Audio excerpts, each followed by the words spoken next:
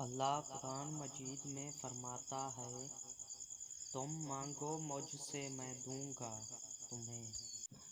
اللہ فرماتا ہے، میں ہر چیز پہ قدرت رکھنے والا ہوں۔ تم نہیں جانتے تمہاری کون سی دعا اللہ کو راضی کر لے اور فوراً تمہارا مقدر بدل جائے۔ دعاؤں کی جانب اللہ ہی تمہاری رہنمائی کرتا ہے، تو اس کے اشاروں کو سمجھو اور دعا کرو۔ تو اگر تمہارا دل اللہ سے مانگنے کو کہہ رہا ہے تو ایک دعا اور سہی۔ دعاؤں اور سجدوں کی توفیق صرف اور صرف اللہ کی طرف سے ملتی ہے، تو ہاتھ خود بخود رب کے آگے پھیل جاتے ہیں۔ ساری بات طلب کی ہے۔ جو تم دعاؤں میں مانگ رہے ہو وہ ابھی تک نہیں ملا تو سمجھ لو اللہ تمہیں دینے کے لیے اسباب پیدا کر رہا ہے۔ جلد ساری دعائیں حقیقت بن جائیں گی۔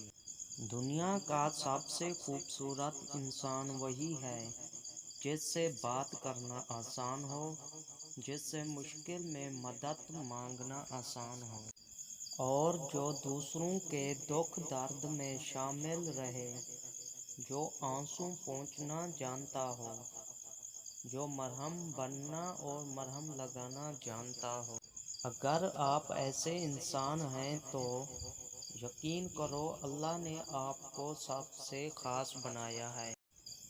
جن گھروں میں اللہ کا ذکر ہوتا ہے وہاں تین چیزیں پائی جاتی ہیں: سکون، محبت اور برکت نظر آتی ہے۔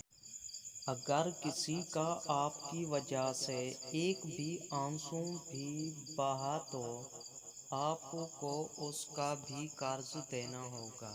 کسی کو معاف کر کے اچھے ضرور بنو، لیکن اس پر دوبارہ اعتبار کر کے بے وقوف مت بنو۔ اگر میرا علم مجھے انسان سے محبت کرنا نہیں سکھاتا تو ایک جاہل مجھ سے ہزاروں درجے بہتر ہے۔ ہار جب قسمت میں لکھی ہو نا تو ہرانے والے کی مہربانی بھی نہیں ٹل سکتی۔ عورت ایک بابرکت ہستی ہے۔ یقین نہیں آتا تو اپنی ماں کو ہی دیکھ لو۔